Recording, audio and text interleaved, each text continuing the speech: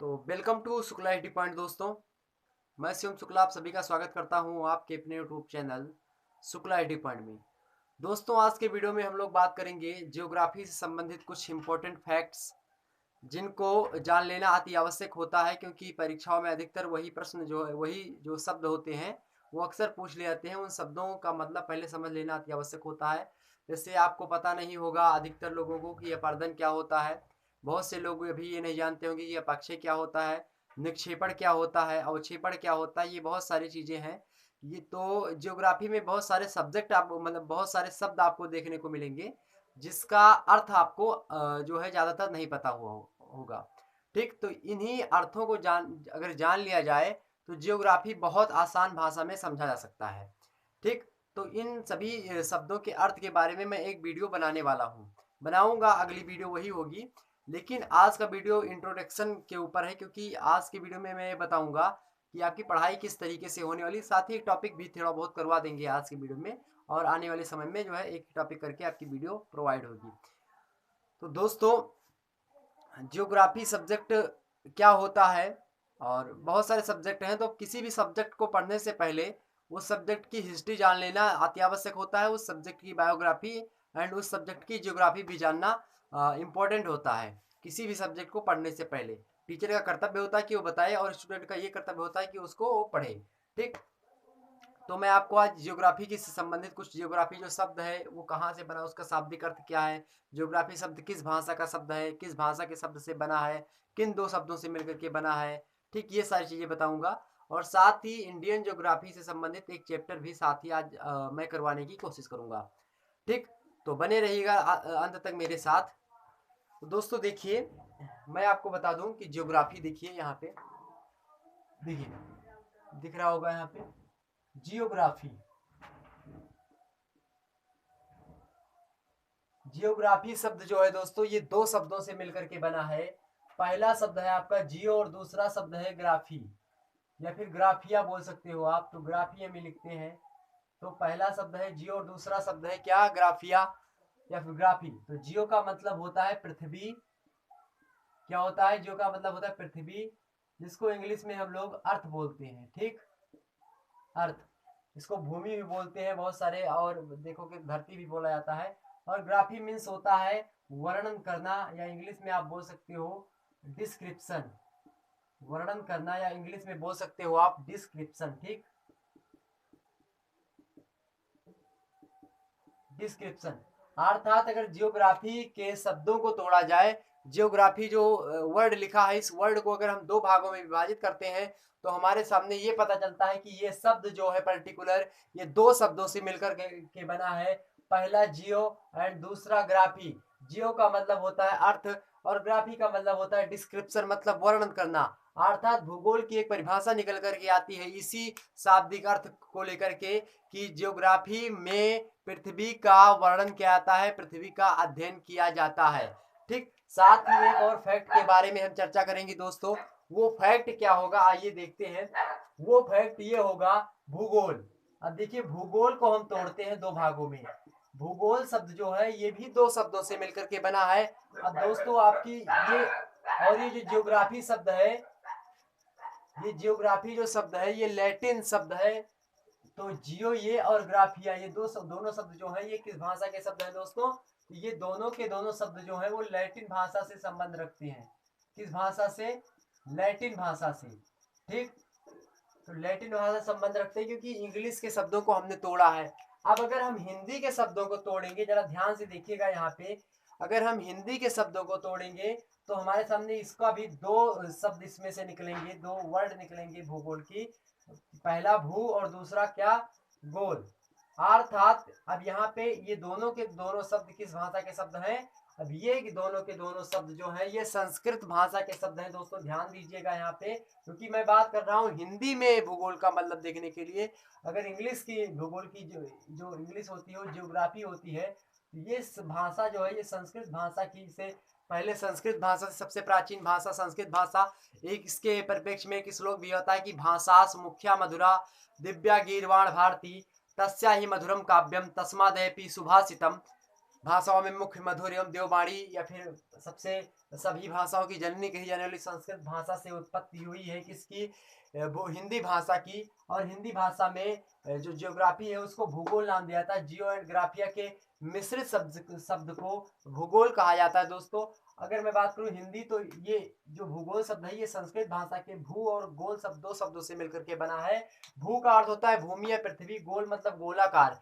गोलाकार पृथ्वी का अध्ययन या फिर गोलाकार पृथ्वी को जान लेना ही क्या कहलाता है दोस्तों, तो वही भूगोल कहलाता है। तो आज से आपको आपका ये डाउट क्लियर होगा कि भूगोल किसे कहते हैं।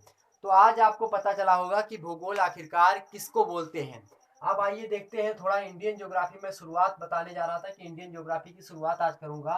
उससे पहले मैं बता दूं कि ये सारे के सारे जो मैं अभी बता रहा हूँ ये किस जो है एग्जाम में पूछे जाते हैं। तो मैं आपको यहाँ पे क्लियर करना चाहूंगा कि इससे आप जो है बीए अगर आप कर रहे हो तो बीए फर्स्ट ईयर में भी इससे क्वेश्चंस आते हैं। सेकंड ईयर में की बात करूँ तो सेकंड ईयर में भी क्वेश्चंस आते हैं। और साथ ही साथ जैसे बहुत सारे कम्पिटिटिव एग्जाम हो गए उसमें भी इनसे क्वेश्चंस ज्योग्राफी से संबंधित पूछे जाते हैं। तो पहला एसएससी में भी आता है। एसएससी में हालांकि इतना डीप में नहीं जाएगा पीसीएस वगैरह के लेवल में। अगर इतना डीप में जाएगा तो पीसीएस या फिर यूपीएससी लेवल तक तो वो उसमें पूछता है इतना डीप। ठीक, आइए देखते हैं हम इंडियन ज्योग्राफी आज शुरू करने वाले। उससे पहले मैं बता दूं कि सिलेबस क्या होता है। देखिए बीए जो होता है, मैं बीए की बात कर रहा था, तो बीए जो फर्स्ट ईयर होता है, बीए फर्स्ट ईयर, तो बीए फर्स्ट ईयर का जो सिलेबस है, ज्योग्राफी किस तरीके से पूछा था, ज्योग्राफी का पैटर्न क्या है पूछने का, वो मैं आपको बता दूं। तो ज्योग्राफी का जो पैटर्न है दोस्तों बीए फर्स्ट ईयर में, तो there are divided in part of two, दो भागों में विभाजित होता है। बीए फर्स्ट ईयर का जो पेपर होता है, first paper and second paper, first paper and second paper. और फर्स्ट पेपर में दोस्तों ध्यान दीजिएगा यहाँ पे कि फर्स्ट पेपर में क्या पढ़ना होता है हमको, तो कॉन्सेप्चुअल ज्योग्राफी पढ़ना होता है। अवधारणात्मक भूगोल के बारे में हमको यहाँ पे जानकारी मिलती है। किसमें, बीए फर्स्ट ईयर के फर्स्ट पेपर में, जिसको हम बोल देते हैं physical geography, physical physical geography. ठीक, फिजिकल ज्योग्राफी मीन्स भौतिक भूगोल।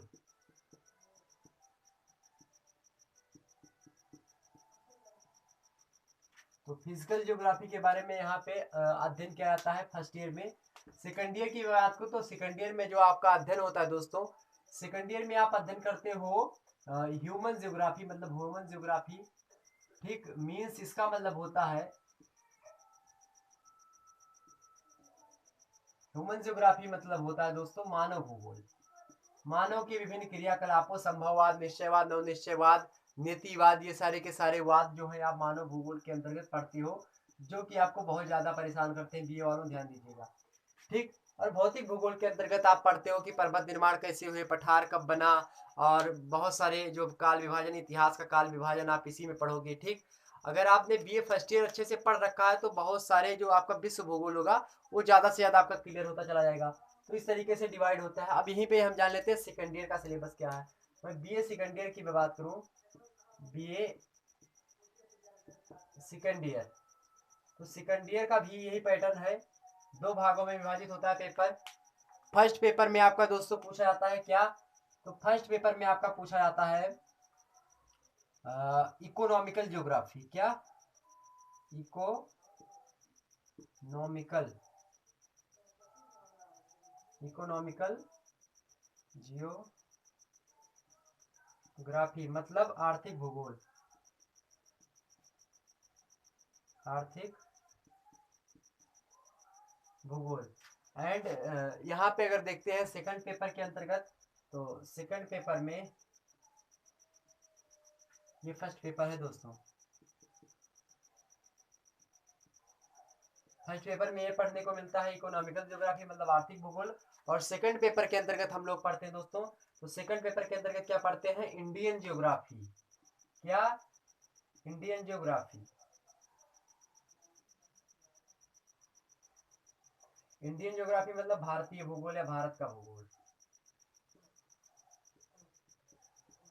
तो भारत के भूगोल के बारे में हमको जानकारी यहाँ पे मिलती, कहाँ पे, सेकंड पेपर के अंतर्गत। और फर्स्ट पेपर के अंदर इकोनॉमिकल ज्योग्राफी, आर्थिक क्रियाओं के बारे में, मानव के द्वारा जितने भी संसाधन वगैरह हैं वो सब यहाँ पे डिस्कस किए जाते हैं।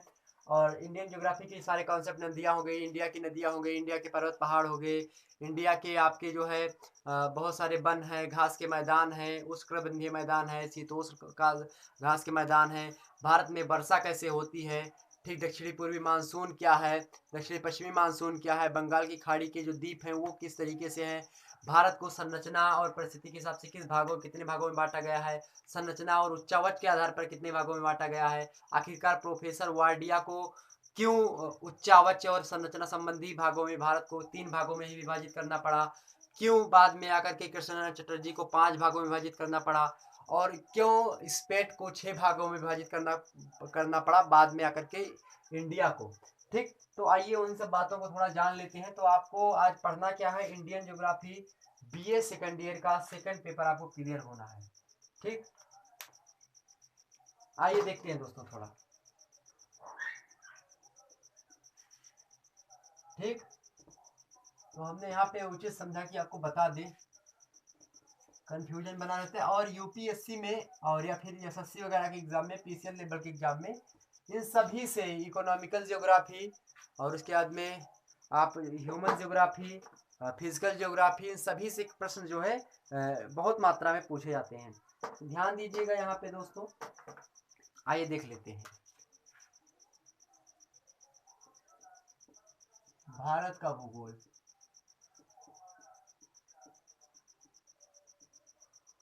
भारत का भूगोल, सॉरी, भारत के भूगोल के बारे में हम पढ़ेंगे आज, अध्ययन करेंगे। Indian geography, Indian geography, Indian geography के बारे में चर्चा करेंगे दोस्तों। इंडियन ज्योग्राफी को बताने से पहले हम आपको ये बता दें कि भारत में अगर मैं बात करूं तो विभिन्न प्रकार के जलवायु, क्लाइमेट चेंज भी हुए हैं बहुत सा। जब आप पुराने ज़माने से पढ़ोगे, जब मैं बीए फर्स्ट ईयर पढ़ा रहा हूँगा तो मैं आपको ये बताऊँगा ये चीज़ें। अभी तो ये नॉर्मली वीडियो है, एक अपलोड कर रहा हूँ ऐसे। जब मैं आपको शुरुआत से ज्योग्राफी पढ़ाऊँगा तो एक एक कॉन्सेप्ट आपका क्लियर होगा कि पर्वत कैसे बनते हैं आखिरकार, नदियाँ क्यों बहती हैं, नदियाँ क्यों डेल्टा बनाती हैं, क्यों एस्चुरी बनाती हैं, आखिरकार नदियों के किनारे घास के मैदान क्यों होते हैं, नदियों के किनारे जो है बस्तियां क्यों होती थी, सिंधु घाटी सभ्यता में देखा जाए नदियों के किनारे क्यों लोग बसते थे। बहुत सारे ऐसे फैक्ट हैं, बहुत सारे ऐसे आपके क्वेश्चंस होंगे जो आपके मन में भटक रहे होंगे, आपको पता नहीं होंगे, या फिर आपको पता होंगे तो आपको क्लियर नहीं होगा कॉन्सेप्ट। तो वो सारी की सारी चीज़ें मैं बताऊँगा दोस्तों। ठीक, तो आपको कहीं पर जाने की आवश्यकता नहीं है। अब मैं बता रहा हूँ आपको, बीए का सारा कोर्स मैं करवाऊँगा बीए के यूट्यूब चैनल पे। ठीक, तो ध्यान दीजिएगा, आप बने रहिएगा हमारे साथ। ठीक, बीच में छोड़ना नहीं है और अच्छे से तैयारी कर लेना बीए की। और साथ ही अगर बीए की तैयारी करते करते आप भूगोल के बारे में गहन अध्ययन कर लेते हो तो ध्यान रखिएगा दोस्तों, आप अगर जीएस जिस भी कम्पिटिटिव एग्जाम में पूछी जाती है उसमें बैठोगे तो ज्योग्राफी से संबंधित कोई भी प्रश्न आप छोड़ के नहीं आओगे, क्योंकि geography is a conceptual subject. Geography means भूगोल एक अवधारणात्मक विषय है जो पढ़ा नहीं समझा जाता है। क्या कर जाता है, तो जियोग्राफी को जिया जाता है। ठीक, और इकोनॉमी को क्या किया जाता है, इकोनॉमी को भी जिया जाता है। ठीक, आइए देखते हैं। तो इंडियन ज्योग्राफी को अगर मैं बात करूं तो एक है हमारे प्रोफेसर वार्डिया, प्रोफेसर वार्डिया।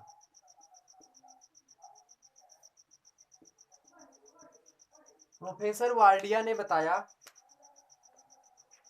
क्या बताया, प्रोफेसर वार्डिया ने कहा कि भारत के विभिन्न भागों को देखने पर हमें ये बात पता चलती है कि भारत का जो उत्तरी हिस्सा है वहाँ पे पर्वत बहुत दिखे हमें, और जो बीच का हिस्सा है वहाँ पे हमें मैदान दिखे, समतल मैदान देखने को मिलता है। थोड़ी बहुत पहाड़ी है जो कि 1000 मीटर से ही नीचे है, वो देखने को मिली।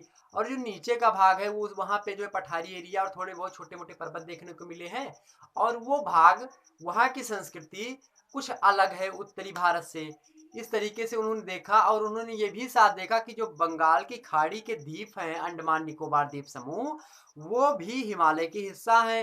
क्योंकि जो भूगर्भिक संरचना अगर देखा जाए, भूगर्भिक संरचना के हिसाब से, तो जो ये आपका अंडमान निकोबार द्वीप समूह है, ये कभी न कभी पहले हिमालय का हिस्सा हुआ करता था। जब आप कोबर का भूसन्नति सिद्धांत पढ़ रहे होंगे, आप प्लेट टेक्टोनिक थ्योरी पढ़ रहे होंगे, तो उसमें आपको ये बात पता चलेगी कि कहाँ से जो है किस तरीके से प्लेटों का क्या हुआ है, जो है प्रसार हुआ है, प्लेटें क्या हुई है, प्लेटों का विस्थापन हुआ है। प्लेट विवर्तन की सिद्धांत ये व्याख्या करता है। और महाद्वीपीय विस्थापन का सिद्धांत जो वेगनर का था, वो हमने शायद पढ़ा रखा है। शुक्ला हिटी पॉइंट पे वो वीडियो पड़ा होगा, वो आप देख लीजिएगा। वहाँ पे बहुत सारी चीजें हैं, तो वो आपका क्लियर होगा। तो वो सारी वेगनर का महाद्वीपीय सिद्धांत ये सब फिर से पढ़ाऊंगा, सारा का सारा कॉन्सेप्ट क्लियर करवा दूंगा। ठीक, तो उन्होंने बताया प्रोफेसर वार्डिया ने कि भारत की जलवायु और यहाँ का पर्यावरण और उच्चावच एवं संरचना देखने के बाद ये बात पता चलती है दोस्तों कि इसको हम 3 भागों में विभाजित कर सकते हैं। पहला प्रोफेसर वार्डिया ने कहा, किसके आधार पर प्रोफेसर वार्डिया बताते हैं, संरचना और उच्चावच। उच्चावच मीन्स रिलीफ। अब उच्चावच और संरचना क्या होती है इसको जान लेते हैं। संरचना मतलब होता है उस देश में जिस देश को हम कैटेगराइज कर रहे होंगे, जिस देश का को हमें बंटवारा करना होगा, मतलब उसको विभाजित करना होगा जियोग्राफिकल स्ट्रक्चर पर, भौगोलिक इतिहास मतलब भौगोलिकता के आधार पर, तो उसमें संरचना बहुत इंपॉर्टेंट होती है। संरचना मीन्स वहाँ की चट्टानें कैसी हैं, तो वहाँ की चट्टानें कैसी हैं, उस देश की चट्टानें कैसी हैं, अवसादी चट्टानें कहाँ पे मिलेंगी आपको, और भी बहुत सारी चट्टानें, बेसाल्ट कहाँ पे मिलेंगी, बहुत सारी चट्टानें हैं, वो कहाँ कहाँ पे मिलेंगी, वो संरचना के आधार पर तय किया जाता है। और उच्चावंश बीस होता है दोस्तों ढाल। ढाल मीन्स क्या, कहीं पे ऐसे यहाँ पे पर्वत है, कहीं पे पठार है दोस्तों। अब पठार की आकृति कुछ ऐसी होती है, पठार ये हो गया। कहीं पे पहाड़ी है, मतलब छोटी छोटी पहाड़ियाँ हैं, 1000 मीटर से नीचे की चीजें हैं जो पहाड़ी होती हैं।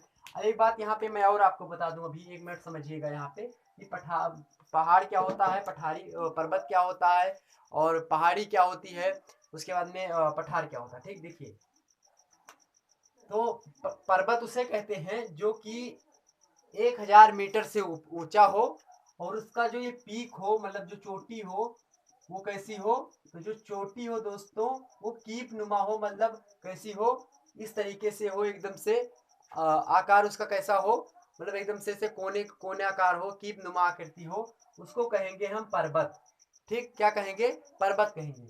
पठार किसको कहते हैं दोस्तों, पठार मीन्स होता है ये टेबल आकार, मतलब ऊपर क्या है, यहाँ पे भी मनुष्य रह रहे हैं और ऊपर भी आदमी है, पेड़ पालो जमा हुआ है, ऊपर भी आदमी रहते हैं। कहीं कहीं पे ये पहाड़ क्या होते हैं, पहाड़ों पे भी चोटियां हो जाती हैं ऐसे ऐसे छोटी छोटी, लेकिन वो 1000 मीटर से क्या होती है, नीचे होती हैं, लेकिन वो छोटी छोटी चोटियां होती हैं, वो मतलब अस्थायी रूप से दिखाई नहीं पड़ता।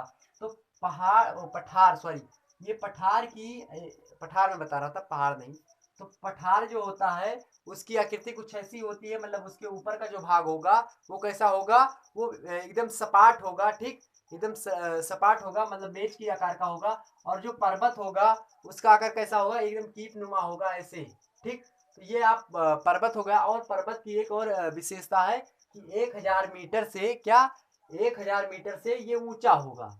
ठीक, अगर यही पर्वत 1000 मीटर से नीचा है और उसकी आकृति मतलब उस पर चोटियां हैं, पीक है, और वो पीक कैसी है, 1000 मीटर से क्या है, उसकी ऊंचाई कम है, 1000 मीटर से ऊंचाई कम है, तो क्या कहलाएंगी, पहाड़ियां कहलाएंगी दोस्तों। ठीक, क्या कहलाएंगी, पहाड़ियां कहलाएंगी। अगर 1000 मीटर से क्या है, वो अधिक है, ठीक, तो क्या होगा, वही पर्वत कहलाएगा। क्या कहलाएगा, पर्वत कहलाएगा। ठीक, अब मैं बताऊंगा पर्वत श्रेणी क्या होती है, पर्वत रेंज क्या होती है, सॉरी, पर्वत श्रेणी क्या होती है, पर्वत श्रृंखला क्या होती है, कॉर्डिलेरा क्या होता है, कटक क्या होता है, ये सारी बातें मैं बताऊंगा उस वीडियो में, जिस वीडियो में मैं ये बताने वाला हूँ कि जो है अपर्दन क्या होता है, अपक्षय क्या होता है, बहिर्जात बल के अंतर्गत ये सारी चीजें, तो मैं वहां पे उसको डिस्कस कर लूंगा। ठीक है, मैं पर्वत और पहाड़ और पहाड़ी के बारे में, पर्वत, पठार और पहाड़ी, प्लेटिव और माउंटेन के बारे में हमने डिस्कस कर लिया। आइए देखते हैं अब यहाँ पे अपने मेन टॉपिक पे आ जाते हैं फिर से। तो देखिए, तो संरचना मीन्स चट्टाने किस तरीके से ही है, और उच्चावच मीन्स क्या होता है, ढाल किस तरीके से है। उच्चावच मीन्स जैसे कहीं पे पहाड़ है, पर्वत है, जैसे हिमालय है, हिमालय भारत में बहुत ऊंचा है। अब यही भी मैं बात करूं बंगाल की खाड़ी में, तो वहां पे कोई कुछ ना कुछ गर्त होगा, या फिर आप देखिए मेरियाना गर्त जो दुनिया का सबसे गहरा गर्त है, 11,033 मीटर गहरा है वो। तो अगर उसकी मैं बात करूं तो वो भी नीचा है, लेकिन है तो पृथ्वी का हिस्सा। तो पृथ्वी का हिस्सा होने के कारण उसको गर्त है, और कहीं पे ऊंचा है, कहीं पे नीचा है, कहीं पे थोड़ा मतलब सपाट तरीके से है, कहीं पे जो है मानव रह रहे हैं, कहीं पे थोड़ा पठार है। तो बहुत सारे प्रकार के उच्चावच देखने को मिलते हैं। तो उन्हीं सब के अध्ययन के आधार पर जो है कैटेगराइज किया गया है। किसने किया है, प्रोफेसर वार्डिया ने किया है। तो आइए देखते हैं इन्होंने क्या क्या बताया था। पहला इन्होंने बताया था नदर्न माउंटेन रीजन, मतलब उत्तरी पर्वतमाला। क्या, उत्तरी पर्वतमाला। देन सेकंड इन्होंने बताया दोस्तों, सेकंड बताया था इन्होंने मिडिल जो है प्लेन्स, मिडिल मैदान, मतलब मध्यवर्ती मैदान, मध्यवर्ती मैदान। और थर्ड इन्होंने बताया था दोस्तों, थर्ड बताया था, क्या बताया था इन्होंने थर्ड, तो थर्ड इन्होंने बताया था प्रोफेसर वार्डिया ने दक्षिणी भारत, प्रायद्वीपीय भारत, पेनिनसुला रीजन। क्या, प्रायद्वीपीय भारत, प्रायद्वीपीय भारत। अब यहाँ पे एक बात और निकल के आएगी, प्रायद्वीप होता क्या है। तो आइए देखते हैं प्रायद्वीप क्या होता है। देखिए, ये भारत की आकृति है, दक्षिण भारत कुछ है, यहाँ से गुजरात आ जाता है, ठीक, छोटा सा बना लेते हैं। तो ये देखिए भारत है यहाँ पे। अब यहाँ पे आपकी हो जाती है दोस्तों बंगाल की खाड़ी, बंगाल की, ये बंगाल की खाड़ी है, और यहाँ पे आपका अरब सागर है, यहाँ पे आपका श्रीलंका है दोस्तों, यहाँ पे जो है, यहाँ पे भी जल भरा, पाक स्टेट, यहाँ पे पाक जल संधि है, पाक जल संधि। तो पाक जल संधि यहाँ पे है। आपको पता होना चाहिए, क्वेश्चन पूछा गया है कि पाक जल संधि कहाँ पे है। तो पाक जल संधि दोस्तों कहाँ पे है, भारत और श्रीलंका के बीच में क्या है, भारत और श्रीलंका के बीच में है क्या, पाक जल स्टेट, पाक जल संधि। ठीक, ध्यान रखिएगा इस बात को। देखिए ये रेखा जो है, ये कटी फटी, खूब कटी फटी है, इसको बोल देते हैं क्या, इसको पूर्वी घाट बोलते हैं, इसको पश्चिमी घाट बोलते हैं दोस्तों। ठीक, तो देखिए यहाँ पे पहाड़ियाँ हैं कुछ, यहाँ पे भी पहाड़ियाँ हैं, यहाँ पे भी पहाड़ी है, यहाँ पे बहुत सारे सब पहाड़ी एरिया। अब प्रोफेसर वार्डिया ने बताया था कि जो ये वाला रीजन है, इसी को प्रायद्वीप बोला। अब प्रायद्वीप मीन्स होता है, उन्होंने बोला नहीं, प्रायद्वीप मीन्स ये फैक्ट है कि प्रायद्वीप वो स्थान होता है जो तीन तरफ से जल से घिरा हो। देखिए अरब सागर यहाँ पे भी जल है, यहाँ पे भी जल है, बंगाल की खाड़ी में भी, और यहाँ पे भी जल है, ये देखिए यहाँ पे। तो ये तीन तरफ से, ये जो स्थल खंड है वो तीन तरफ से जल से घिरा है। Three side covered in water, and one side जो कवर है इसका वो लैंड लॉक है। तो इस तरीके से ये जो रीजन है इंडिया का, ये वाला, ये दक्षिणी भारत जो है, इसी को प्रायद्वीपीय भारत बोला जाता है, क्योंकि जो तीन तरफ से जो चीज घिरी होती है उसको क्या बोल दिया जाता है, उसको प्रायद्वीप बोला जाता है। और दुनिया का सबसे बड़ा प्रायद्वीप है अरब का प्रायद्वीप, ध्यान रखिएगा यहीं पे बात। ठीक, देखिए भारत। अब इन्होंने फर्स्ट क्या बोला था, ये छोटे से नक्शे में हम देख लेते हैं। फर्स्ट इन्होंने बताया था जो ये उत्तरी पर्वतमाला, नदर्न माउंटेन रीजन जो है, यहाँ से जो है ये पर्वतमाला श्रृंखला शुरू होती है। ऊपर सब यहाँ पे काराकोरम, जास्कर, लद्दाख, ग्रेट हिमालय, ट्रांस हिमालय, बहुत सारे हिमालय, शिवालिक हिमालय, और बहुत सारे हिमालय यहीं पे जो है बसे हुए हैं, मतलब हिमालय है। ठीक, और यहाँ से लेकर के यहाँ पे गारो खांसी जयंती या Naga hills, sorry Naga hills, यहाँ पे नागा हिल्स। उसके बाद में आपका जो है म्यांमार में यहाँ पे अराकान योमा की पहाड़ियाँ हैं। ठीक है, ऐसे चले आइए। अब यहाँ पे कुछ द्वीप हैं दोस्तों, वो द्वीप कौन से हैं, अंडमान निकोबार द्वीप समूह। ध्यान रखिएगा यहाँ पे अंडमान निकोबार द्वीप समूह है। अब देखिए यहाँ से जो ऐसे उन्होंने बताया कि ये जो रीजन है, ये वाला, ये वाला। अब इतना जो रीजन इन्होंने बताया था, यहाँ से लेकर के अरुणाचल प्रदेश का पूरा हिस्सा लेकर के और यहाँ तक का, ये सारी चीजें क्या है, ये फर्स्ट में आती है। किसमें, फर्स्ट में। और फर्स्ट क्या है, उत्तरी पर्वतमाला, ध्यान रखिएगा उत्तरी पर्वतमाला ये चीज है, मतलब हिमालयी क्षेत्र जितना यहाँ पे पर्वत होंगे उसको फर्स्ट बताया प्रोफेसर वार्डिया ने।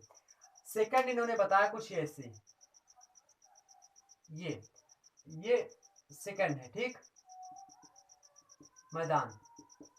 और यहाँ पे आपको ध्यान होगा कि यहीं से यही हिमालय है, और हिमालय के जस्ट बाद में क्या है, यहाँ पे नदियां तमाम बहती हैं हिमालय से निकल करके, इधर से ऐसे बहती हैं। तो बहुत सारी नदियों होने के कारण से जो नदियों के बीच का जो क्षेत्र होता है उसको दोआब बोलते हैं। दोआब जो होता है बहुत उपजाऊ क्षेत्र होता है, ठीक। तो इसीलिए यहाँ पे ये जो क्षेत्र है, यहाँ पे देखिएगा गुजरात, पंजाब, उत्तर प्रदेश, बिहार और यहीं पे जो है पश्चिम बंगाल, ये सारे के सारे बहुत उपजाऊ क्षेत्र माने जाते हैं। तो ये जो है ये सेकंड है आपका कौन सा, मध्यवर्ती मैदान। अब जो थर्ड इन्होंने बताया था वो बताया था ये वाला, ये जो रीजन है इतना वाला। और यहाँ पे ध्यान रखिएगा, यहीं पे जो है लक्षद्वीप समूह यहीं पे पाया जाता है, बहुत सारे द्वीपों का समूह है। यहाँ पर भी बहुत सारे द्वीप हैं, और यहाँ पे अंडमान निकोबार द्वीप समूह है, एक ही द्वीप नहीं है दोस्तों, ध्यान रखिए बहुत सारे द्वीप समूह। जब मैं इंडिया का जो है वो पढ़ाऊंगा, आइसलैंड मतलब द्वीप पढ़ाऊंगा, तो वहाँ पे बता दूंगा कि जो अंडमान निकोबार द्वीप समूह में कितने द्वीप हैं और कौन कौन से द्वीप हैं, कहाँ से ये, यहाँ से कौन सी रेखा गुजरती है, यहाँ से कौन सा डिग्री चैनल गुजर रहा है, ये सारी चीजें मैं बताऊंगा। और अक्षांश क्या होता है, देशांतर क्या होता है, ये सारी चीजें बताऊंगा। फिलहाल वैसे आप लोग अक्षांश देशांतर जानते होंगे, ठीक। तो देखिए यहाँ पे जो है लक्षद्वीप समूह है, तो इन्होंने बताया जो तीसरा वाला रीजन है वो लक्षद्वीप समूह सहित प्रायद्वीपीय भारत है। ये पूरा का पूरा 3 भागों में इन्होंने बताया। किसने बताया था दोस्तों, तो ये बताया हमारे प्रोफेसर वार्डिया के अनुसार। प्रोफेसर वार्डिया ने सारी चीजें बताई हैं, ठीक। स्क्रीनशॉट लेना हो तो स्क्रीनशॉट आप इसका ले सकते हो। चलिए आगे बढ़ते हैं, अगला और देखते हैं हम लोग दोस्तों।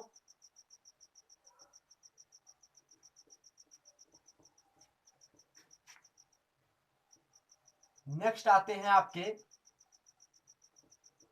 ध्यान रखिएगा थोड़ी क्लास और है। कृष्णन एंड चटर्जी के अनुसार उन्होंने क्या बताया था इसको बता दें, उसके बाद स्पेट ने क्या बताया उसको बता दें, उसके बाद में जो है आपकी क्लास जो है एंड होगी। देखिए अब अभी तक आप पढ़े थे प्रोफेसर वार्डिया के अनुसार, आप पढ़ेंगे कृष्णन एंड चटर्जी के अनुसार। कृष्णन और चटर्जी के अनुसार। अब कृष्णन एंड चटर्जी ने कितने भागों में बांटा दोस्तों, इन्होंने 5 भागों में बांटा। किसने, कृष्णन एंड चटर्जी ने कितने भागों में बांटा दोस्तों, इन्होंने 5 भागों में बांटा है। और 5वां जो भाग है दोस्तों, फर्स्ट भाग इन्होंने बांटा किस भाग, जो पहला भाग है इन्होंने बताया जो उत्तरी पर्वतमाला, इनका पहला भाग उत्तरी पर्वतमाला मतलब जो पर्वतीय भाग है उत्तर वाला वो। दूसरा इन्होंने बताया दोस्तों, दूसरा क्या बताया इन्होंने, दूसरा इन्होंने बताया मध्यवर्ती मैदान।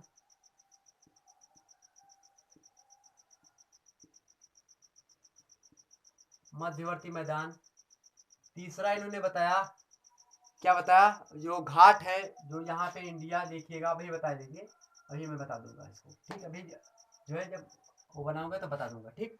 अब यहाँ पे देखिएगा जो आइसलैंड ऑफ इंडिया मतलब सॉरी ईस्टर्न घाट और वेस्टर्न घाट मतलब घाट, घाट आप लिख सकते हो, पूर्वी घाट जिसमें शामिल है और पश्चिमी घाट भी, पूर्वी प्लस पश्चिमी, मालाबार और ये सारे कोंकण ओकड़ तक पूरा पश्चिमी दोनों शामिल है, ठीक। चौथा इन्होंने बताया आइसलैंड ऑफ इंडिया मतलब जो है भारतीय द्वीप समूह, मतलब भारत के द्वीप, भारत के द्वीप को इन्होंने अलग किया।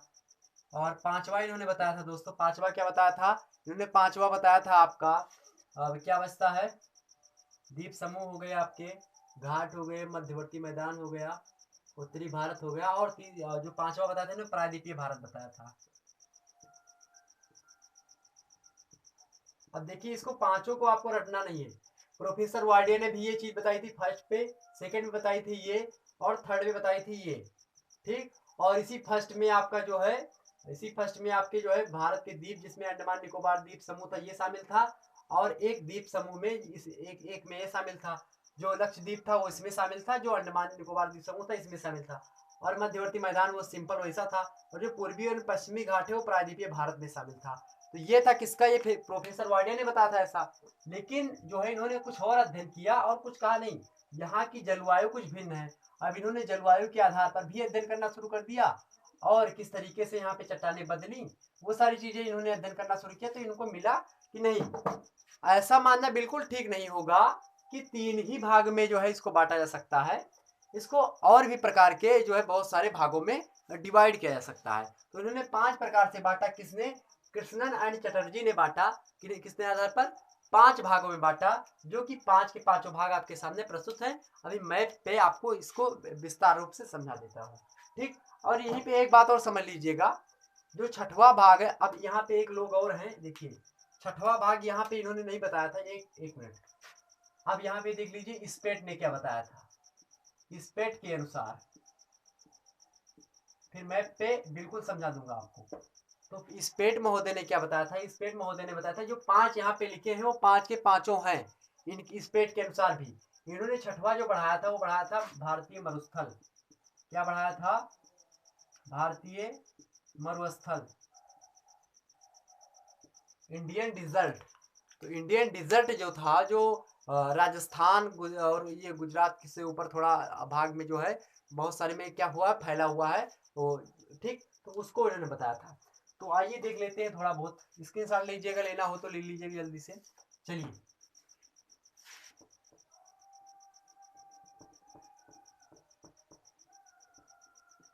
दोस्तों समझ में आ रहा है तो वीडियो को लाइक कर दीजिए, चैनल को सब्सक्राइब कर दीजिए और शेयर कर दीजिए सभी दोस्तों के पास अपने। ठीक, आइए देख लेते हैं मैप पे थोड़ा।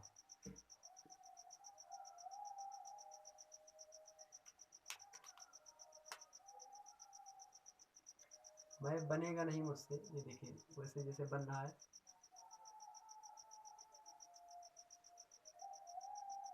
कोई बात नहीं, ठीक, ऐसे देख लीजिए एक मिनट के लिए। ठीक है, मान लीजिए इंडिया का नक्शा है। देखिए अब इन्होंने जो बताया था वो फर्स्ट रीजन बताया था, ये वाला। एक मिनट, ब्लैक मार्कर, ये वाला रीजन जो था, ये वाला, ये इंडिया का जो रीजन है ऐसे, ये पूरा का पूरा भाग प्लस कर दीजिए इसको। ठीक, ये पूरा का पूरा भाग ये फर्स्ट है। ठीक, ध्यान रखिएगा कृष्णनंदन चटर्जी के अनुसार। सेकंड भाग में इन्होंने बताया था, यहाँ पे द्वीप दर्शा दीजिए, लक्षद्वीप समूह। ठीक, और यहाँ पे अंडमान निकोबार द्वीप समूह। ठीक, अब इन्होंने दूसरा जो बताया था मध्यवर्ती प्लेन्स, ये सेकंड है। ठीक, और जो इन्होंने द्वीप के बारे में बताया था वो द्वीप ऐसे कुछ, सॉरी द्वीप बोल रहे हैं, घाट। ये है दोस्तों कौन सा घाट? ये है पूर्वी घाट। पूर्वी घाट, ये पश्चिमी घाट। पश्चिमी घाट, तो पश्चिमी घाट ये है। ठीक,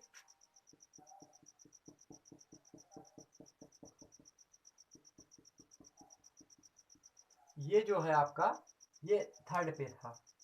ठीक, तीसरे नंबर पे ये। अब चौथे पे क्या था दोस्तों?